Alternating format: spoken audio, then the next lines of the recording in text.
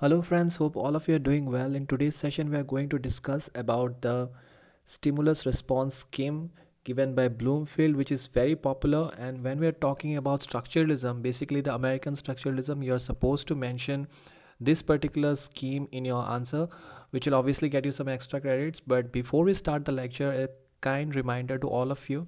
This lecture is basically a follow-up of the previous two lectures on structuralism and American structuralism, and also in that second video I have discussed the difference between American and European structuralism. So in case if you have not watched the previous two videos, I highly recommend that you go and watch those videos in order to have proper clarity regarding this particular concept that we are going to discuss in today's session. So without wasting any further time, let's move on to the main video. So in the previous lecture, we have discussed basically the difference between the European structuralism and the American structuralism.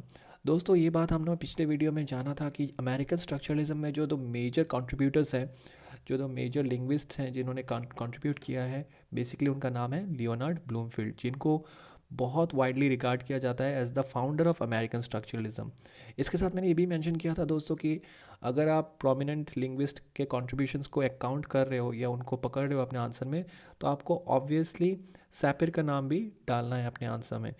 तो अभी इसमें एक बहुत ही interesting चीज़ है जो आपको ध्यान में रखना है कि जो एडवर्ड सैपिर का जो कंट्रीब्यूशन है in terms of American structuralism, that was more mentalistic in approach, okay, in contrast to the mechanistic or behavioristic approach of Leonard Bloomfield. So all you need to remember is that the idea that was put forwarded by Edward Sapir in American structuralism was mentalistic in nature, and the idea that was put forward by Leonard Bloomfield was more mechanist or behavioristic in nature. All right. Also मैंने ये कहा था जब मैं difference को गिनवा रहा था आपको अमेरिकन स्ट्रक्चरलिज्म और यूरोपियन स्ट्रक्चरलिज्म का, मैंने ये बताया था कि अमेरिकन स्ट्रक्चरलिज्म जो है वो बहुत ज़्यादा प्रभावित है in a behavioristic approach, because obviously American structuralism का जो foundation है that was given by Leonard Bloomfield, and he believed that structuralism जो है basically it has a behavioristic approach in itself. All right. So मैंने ये भी बताया था कि I will discuss this particular topic, that behavioristic, how it is behavioristic, in the next lecture. So in today's lecture we are going to discuss everything in it, and also we are going to discuss a very important example, a very important scheme that was put forward by Leonard Bloomfield in his book titled as Language. So although Leonard Bloomfield was a contemporary and colleague to Edward Sapir, they were quite dissimilar in temperament and outlook. Whereas Sapir was more dramatic and imaginative, Bloomfield tended to be methodical and preferred as much as possible to rely strictly upon evidence in formulating his positions. जैसे कि मैंने पहले भी बताया था दोस्तों, Leonard Bloomfield का जो कॉन्सेप्ट था, उनका जो कंट्रीब्यूशन था towards American structuralism, those were primarily based on facts, okay. So that's why he said that he was more methodical in his approach. Fine.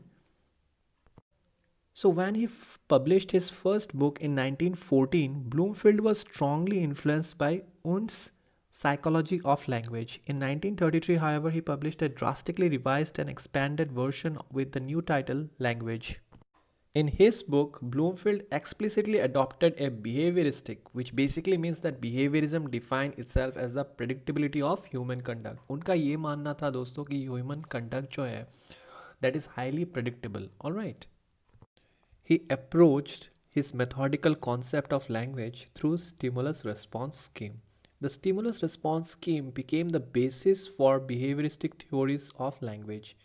Bloomfield depicted discourse as a response to an event or situation with visible objects in the main focus. So let us try to understand the stimulus response scheme with a very beautiful example given by Leonard Bloomfield. Basically in his tree example, there are two characters दोस्तों, Jack and zeal. Alright, तो आपको obviously दो नाम बहुत familiar लग रहे होंगे because बचपन में हम सभी ने पढ़ा है इसके बारे में. तो यहाँ पे कुछ स्टोरी अलग है दोस्तों. यहाँ पे Jill is stimulated to hunger upon seeing an apple tree. तो क्या हो रहा है कि जिल जो है, जो कि एक लड़की है, शी इज़ बेसिकली, उसको भूख लगा है और उसने एक एप्पल ट्री देखा है तो उसको वो एप्पल चाहिए, but she is not sufficiently athletic. Instead of struggling with the fence and tree, she made a few small movements in her throat and mouth which produced a little noise. अब वो क्या कर रही है, क्योंकि वो इतनी एथलेटिक नहीं है कि वो फैंस क्रॉस करके जाए, ट्री पे चढ़ के, पेड़ पे चढ़ के वो एप्पल अपने लिए वापस ले आए। तो वो क्या करती है, वो कुछ आवाज़ें निकालती है अपने गले से, जो आवाज़ पहुंचता है किसके किसके पास, जैक के पास। Okay, Jack when heard the request he climb the tree to get the apple and at last she got it.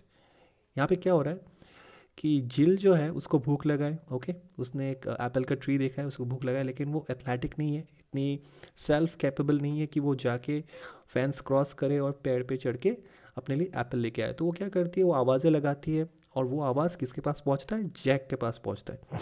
जब जैक ये आवाज़ें सुनता है जिल का, तो वो पेड़ पे चढ़ के उसके लिए एप्पल ले आता है। तो यहाँ पे क्या हो रहा है ये आपको समझना है अच्छे से। हियर द हंगर ऑफ जिल इज द स्टिमुलस। ठीक है, ऐसा कोई चीज़ जो आपको रिएक्ट करने के लिए प्रभावित करे या इन्फ्लुएंस करे, that is the stimulus. So basically जब उसको भूख लगा था, तो वो भूख बन जाता है as a stimulus, it acts as a stimulus. Okay, and if Jill would have got the apple herself, then the stimulus would have directly resulted in response. जब भी हम लोग स्टिमुलस फील करते हैं या स्टिमुली फील करते हैं, then our body automatically response to it. Alright, तो यहाँ पे अगर उसने डायरेक्टली जाके एप्पल ट्री से एप्पल ले आती है अपने लिए, तो वो एक डायरेक्ट रिस्पॉन्स हो जाता। बट उसने क्या किया, but she did not get the apple herself and asked Jack for it, causing a substitute response. So instead of making a direct response, she made a substitute response. This enabled a substitute stimulus. ठीक है, that is Jack hearing Jill's request, which in turn caused the ultimate or practical response. आपको इस बात को break down करके समझना है। पहले झील को भूख लगा, ठीक है, that is the response, sorry that is the stimulus.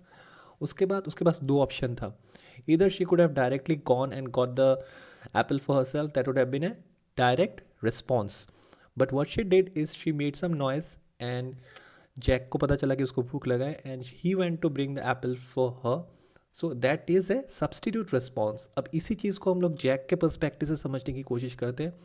Jack को क्या हुआ, जब उसने आवाज़ सुना जिल का, तो उसको वो स्टिमुलस मिला कि उसको भूख लगा है, ठीक है, तो वो एक सब्सटीट्यूट स्टिमुलस है, फाइन। और जब वो एप्पल वो ले आता है उसके लिए, तब वो अल्टीमेट और प्रैक्टिकल रिस्पॉन्स बन जाता है।